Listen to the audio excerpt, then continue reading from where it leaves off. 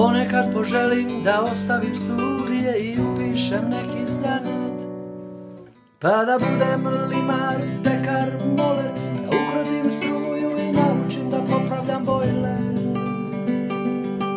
Da ukrotim struju i naučim da popravljam bojler. Ili da budem dimnjačar i donosim sreću, budem majstor za frule. Da pravim servise i duvam u staklo, ne morah na fakultet, al mi se omaklo. Ne morah na fakultet, al mi se omaklo. Čudio se meni drugar, šta ima tu da mi smeta, što onda bi bio Bog i da mi želi svršit 3 fakulteta. Čudio se meni drugar, šta ima tu da mi smeta, što onda bi bio Bog i glavni želi svršit 3 fakulteta.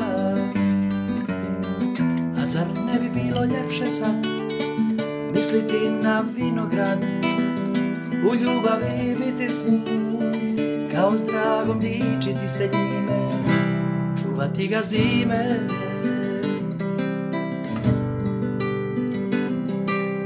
A izgleda da svako želi imat kola, snažan motor iz Japana, mjesto lične karte, kolor televizor, ostaviti život, gledat ga u retrovizor. Ostaviti život, gledat ga u retrovizor. A zašto ne bit običan i voljet male stvari? Zašto svako mora biti glavni? Šta to lijepo ima obraz zakrpljen sa flekom? Zašto sa tugom gledam za čovjekom? Zašto sa tugom gledam za čovjekom? Čudio se meni drugar, šta ima tu da mi smeta, što onda bi bio Bog i glavni želi svršit 3 fakulteta.